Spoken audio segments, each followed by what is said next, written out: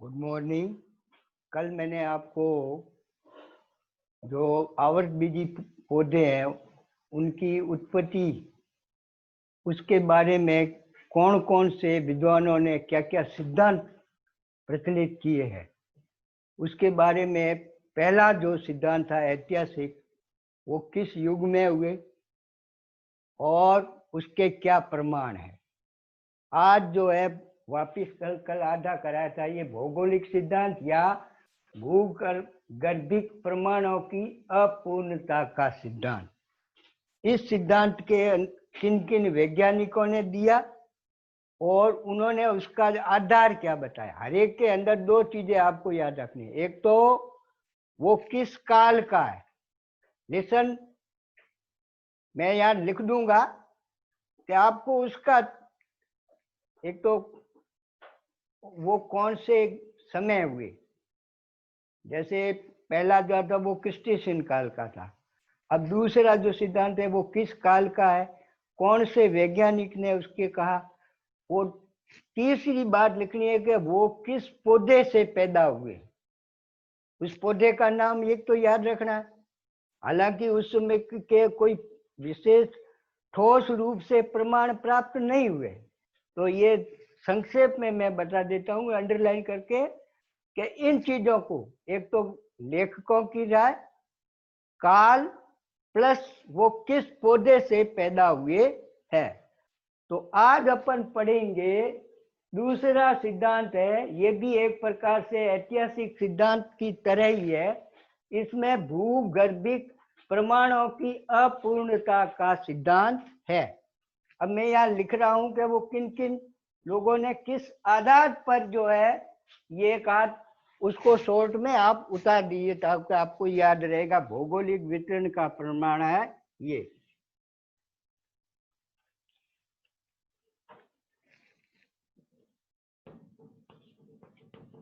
यह सिद्धांत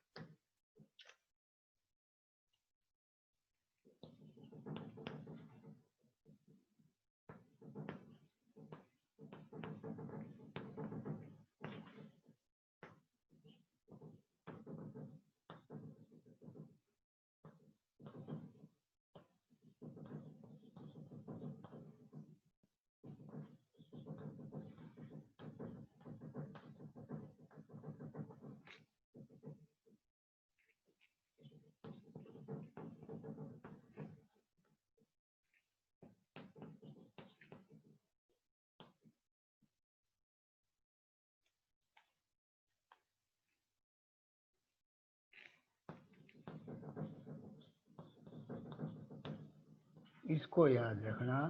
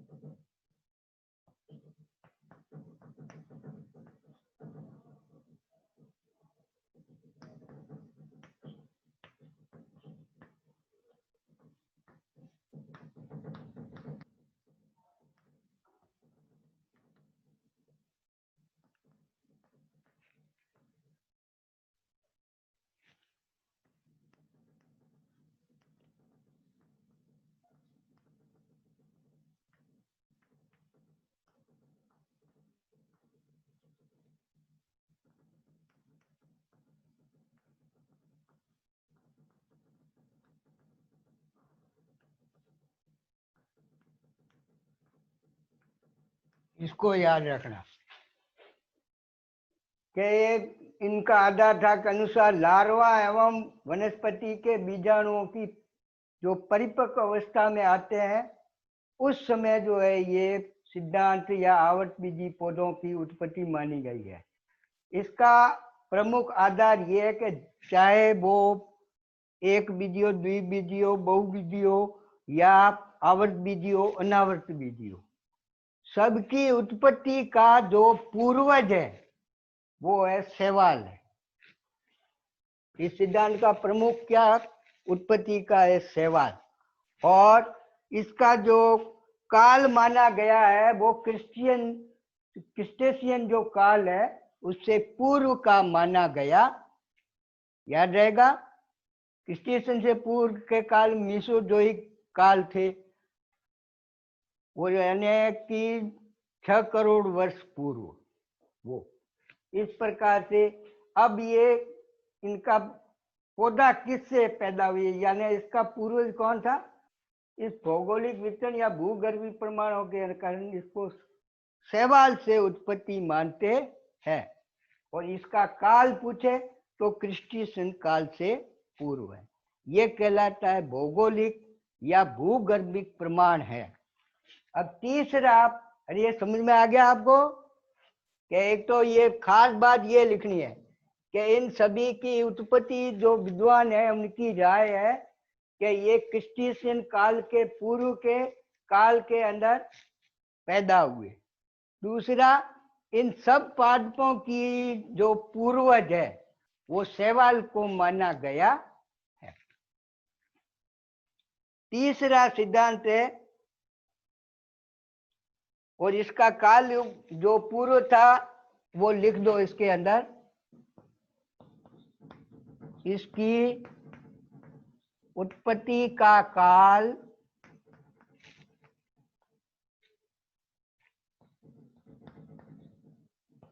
आर्कियन काल को माना जाता है। तो 3 चीजें इसमें याद करनी है। उत्पत्ति किससे हुई? शैवाल से हुई। कब हुई?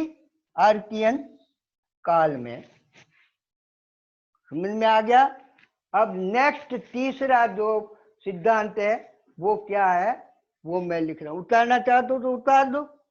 खास बात तो ये है कि इसकी उत्पत्ति का काल ऊपर से लिख दो, भले ये दूसरा ये लिख दो, इसकी उत्पत्ति ये, क्यों सारे चाहे जंतुओं के और पौधों दोनों के जो उत्पत्ति है वो एक ही प्रकार के पूर्वजों से वातावरण के अंदर हुई है, यानी आर्कियन युग के अंदर ही इनकी उत्पत्ति हुई है। अब ये तीसरा सिद्धांत लिख रहे हैं, मिटा दूं इसको?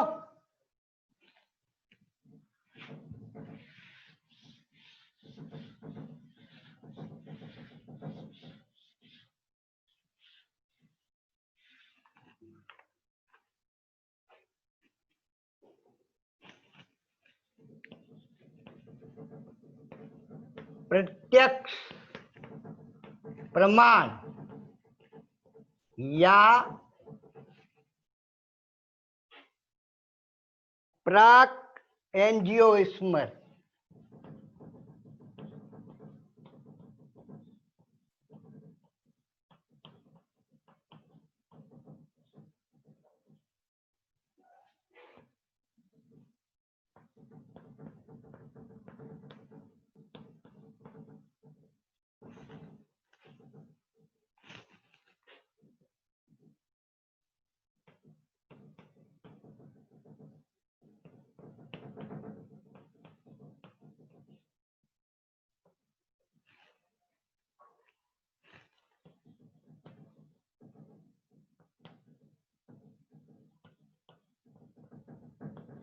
ये इसका लेख जो राइटर है या वैज्ञानिक तो था वो एंगलर, उसने ये सिद्धांत दिया प्रत्यक्ष प्रमाण।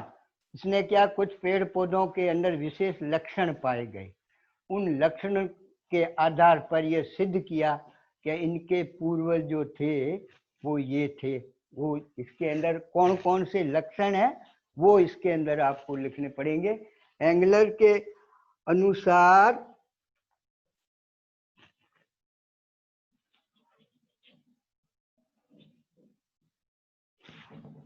आवृत बीजी पौधों की उत्पत्ति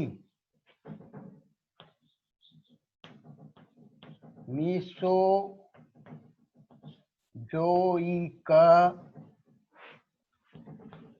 एवं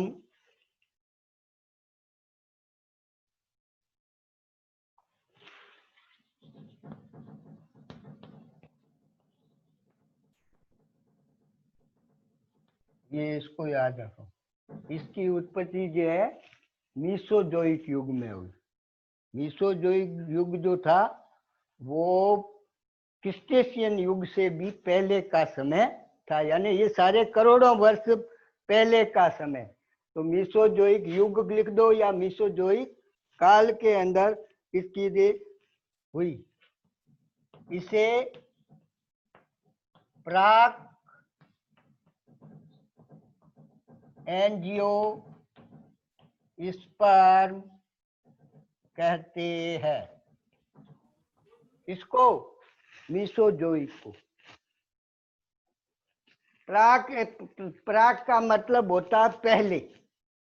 एंजियोस्पर्म का जो पहले का सिद्धांत क्रिस्टेशियन युग था ना, उससे पहले का युग है वो कहलाएगा प्राक एंजियोस्पर्म काल कह दो या प्राक एंजियोस्पर्म।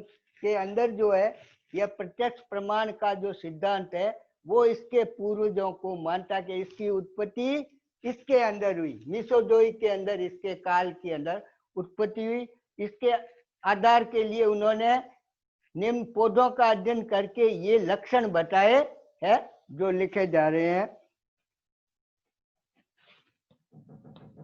इस सिद्धांत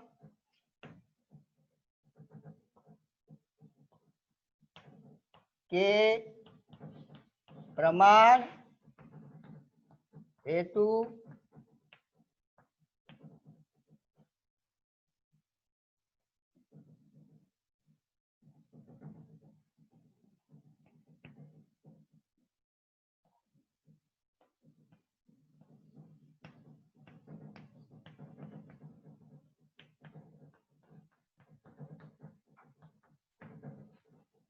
वो कौन कौन सी चीजें हैं जिसके आधार पर ये पूरा जो सिद्धांत है वो बनाया गया है। तो उस समय के जो पेड़ पौधे थे उनके ये लक्षण है वो इस प्रकार से है।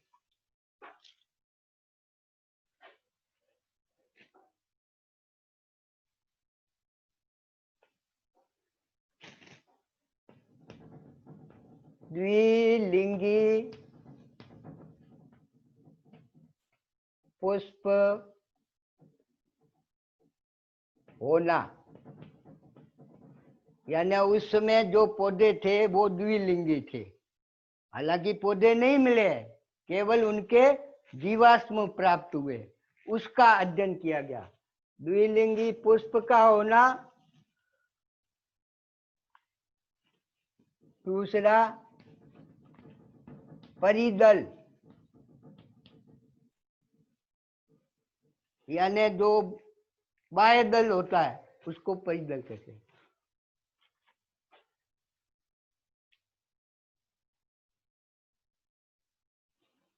परिदल की अनुपस्थिति, यानी पौधों का पुष्प दो लिंगी होते थे लेकिन उसके नीचे जो वर्तमान के अंदर बाह्यदल पाया जाता है वो उस समय के फूलों में बाह्यदल नहीं होता था। ये परिदल का मतलब जो है ये है उसका। तीसरा लक्षण उसने ये बताया है परागकण जो थे वो पाए जाते थे।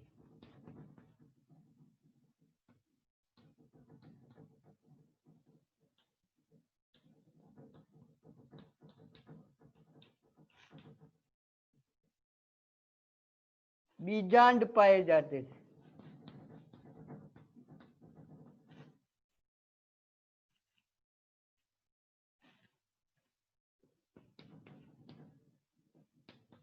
फ्लोएम एवं जाइलम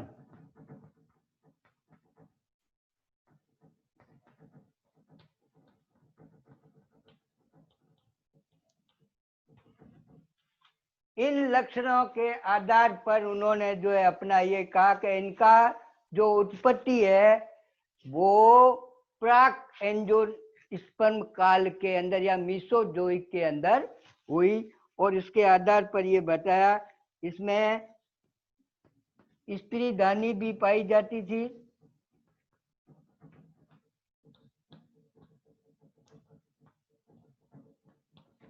स्त्री धानी का मतलब जो बीजा अंडप होते हैं उसके अंदर जो एक प्रकार से फूलों के अंदर स्त्री केसर होता है, एक पुंकेसर होता है, तो इसके अंदर वो नीचे की साइड के अंदर अंडाशय है, उसी को कहते थे स्त्री धानी, जो अंडप का ही एक रूप था। ये गुण पाए जाते हैं। इसलिए वर्तमान इसके साथ वर्तमान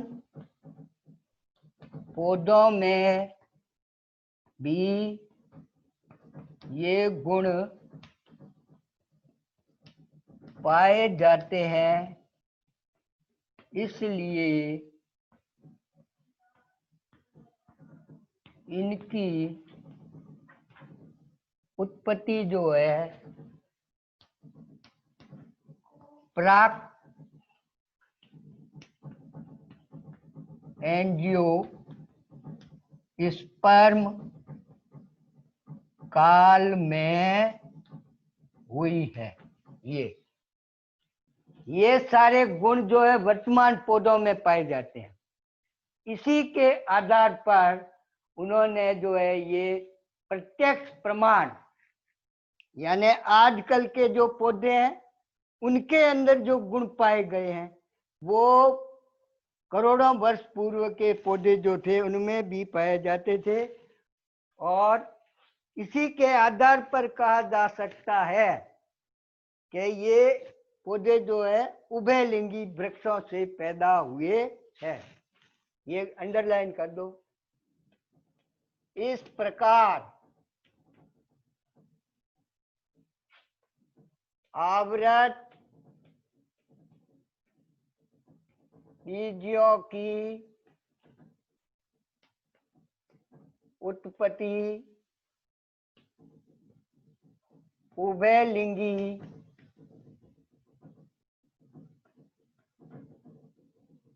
पौधों के द्वारा हुई है, जो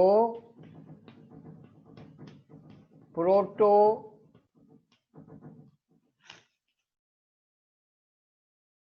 एंजियोस्पर्म कहलाते। ये साफ लिख दो इसमें, प्रोटो एंजियोस्पर्म पादप। ये मतलब इसका काल जो है वो प्राक एंजियोस्पर्म काल है, मीसोजोइक है, और इनकी उत्पत्ति का जो पौधा है उस पौधे का नाम इन्होंने बताया है कि ये उभयलिंगी था और उसका नाम था प्रोटो एंजियोस्पर्म पादप। ये जो है इस प्रत्यक्ष प्रमाण के आधार पर इनके पूर्वज माने गए। तो ये तीसरा सिद्धांत आपको बताया गया है कि वर्तमान के प्रत्यक्ष जो पौधों का अनुसंधान और रिसर्च करके ये निम्न गुण पाए गए हैं, इसलिए इनका एक लाइन के अंदर ये है कि इन पौधों की उत्पत्ति जो है प्राक एंजियोस्पर्म जो थे उनसे हुई है। क्यों कि उस समय के पौधे जो थे उनके अंदर वही गुण पाए गए हैं जो वर्तमान के पौधों के अंदर पाए गए। एक लाइन में ये प्राक का मतलब पहले और एंजियोस्पर्म का मतलब है आवर्त बीजी। तो पहले के आवर्त बीजी पौधे थे, उनकी उत्पत्ति जो है उनके अंदर निम्नलिखित गुण जो है वो उस समय पाए जाते थे, इसलिए आज के पौधों में और उनके पूर्वज एक ही है। इस प्रकार से ये तीसरा सिद्धांत जो है वो आपको बताया प्रत्यक्ष प्रमाण या प्राक एंजियोस्पर्म का सिद्धांत। इसका जो जन्मदाता जो था वो था एंगलर। तो तीन बातें एंगलर ने ये बताया, काल उसने बताया ये मीसोजोइक, एंगलर मीसोजोइक, और प्राक एंजियोस्पर्म का मतलब क्या है? क्रिस्टेशियन युग से पहले का समय। अब आगे चौथा पढ़ते हैं।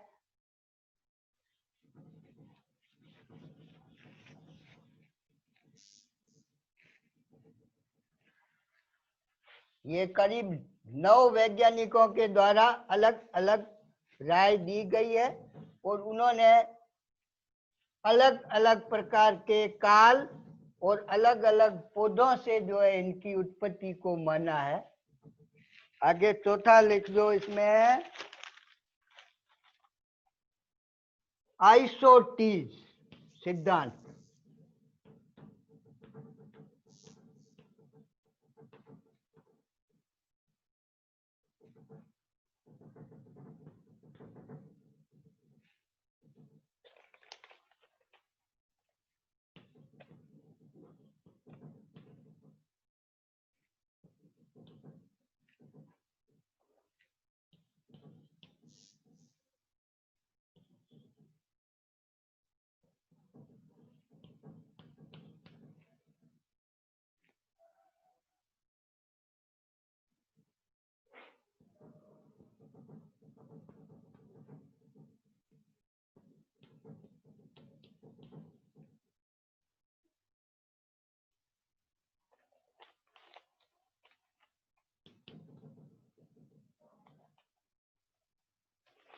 अब जैसा इसका नाम है आइसोटीज, एक पौधे का नाम है। इसको दूसरा नाम दिया गया मोनोकोटिलीडोन का सिद्धांत। ये दोनों एक दूसरे के पर्यायवाची शब्द, मतलब इस पौधे को जो है उन्होंने जो है इसका पूर्वज माना है। आइसोटीज पौधे को ही एंजियोस्पर्म का पूर्वज माना गया है। अब वो किस प्रकार से माना गया, उन्होंने कहा इस सिद्धांत के अनुसार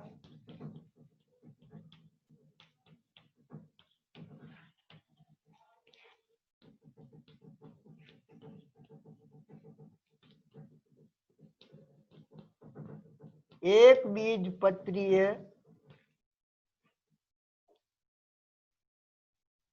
एवं टेरिडोफाइट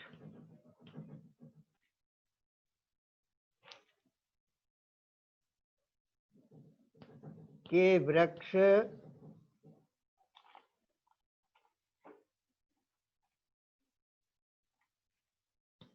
की समानता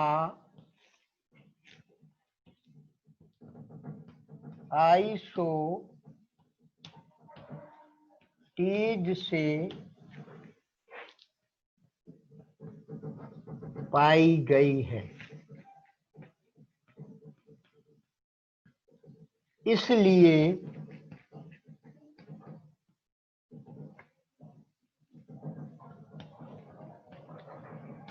एंजियोस्पर्म की उत्पत्ति या पूर्वज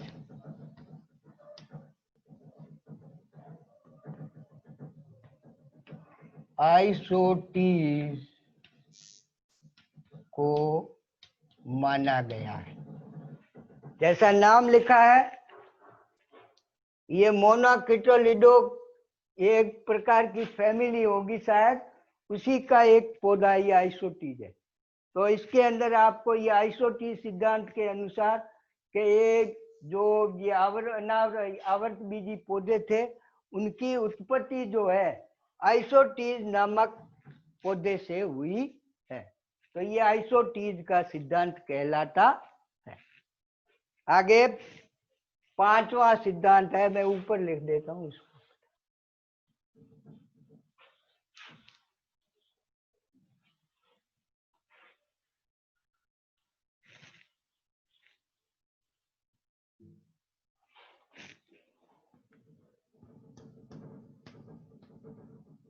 नेटेलीज का सिद्धांत।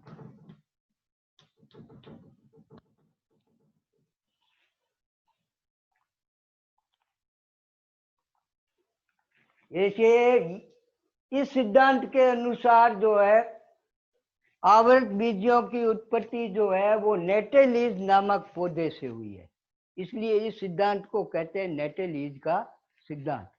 इसमें किन वैज्ञानिकों ने अपनी मत प्रकट किया है वो इसको अंदर लिख दीजिए।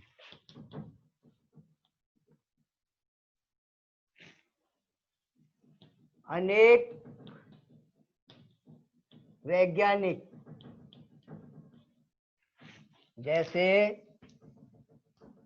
थॉमसन,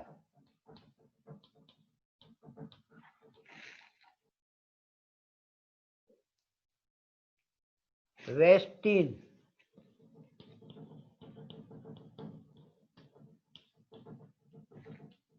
एवं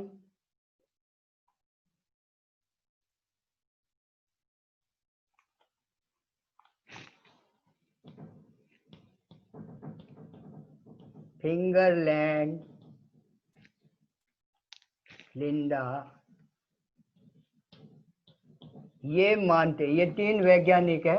खास एक नाम ही याद रख दो आप, ज्यादा नहीं रखो, जो पूरी हिस्ट्री है। तो थॉमसन के अनुसार ये मानते हैं, उनके अनुसार ये लिख दो इसके अंदर, ये मानते हैं कि आवर्त बीजी पौधों के पूर्वज नेटेलीज पादप थे।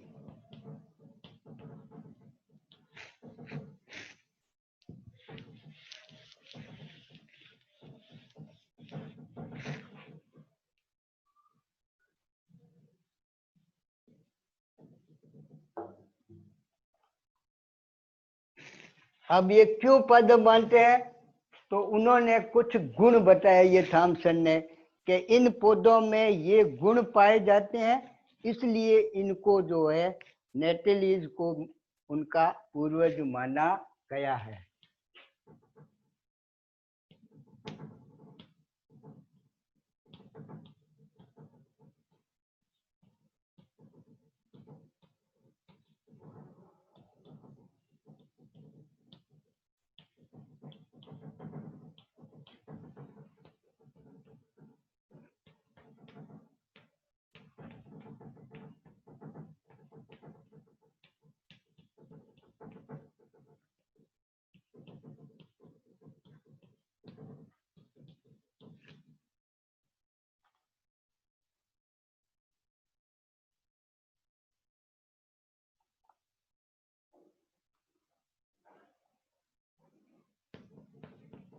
में वाहिकाओं का पाया जाना।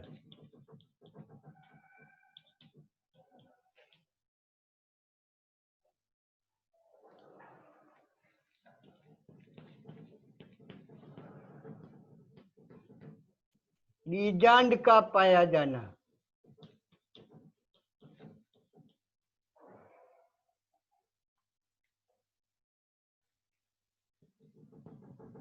इस प्रकार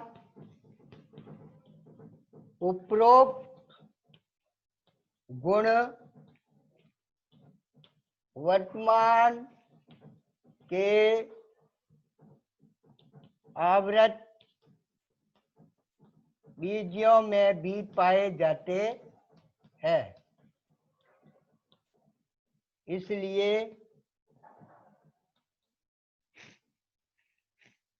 नेटलीज को नेटलीज भी कहते हैं और नेटेलस भी कहते हैं।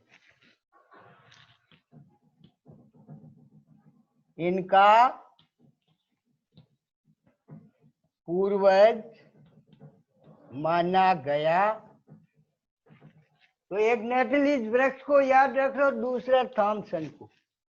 और ये गुण जो है करीब करीब वर्तमान के पौधों के अंदर रहते हैं, वही पाए जाते हैं। अब ये 5 लिखा है, 5 और है। तो संक्षेप में आपको याद करने का तरीका है, एक तो किस लेखक ने किस पौधे को कहा और कौन सा काल था, ये 3 चीजें याद रखनी है। ठीक है, थैंक यू। मेरे खुद को भी इतना याद नहीं रहता है।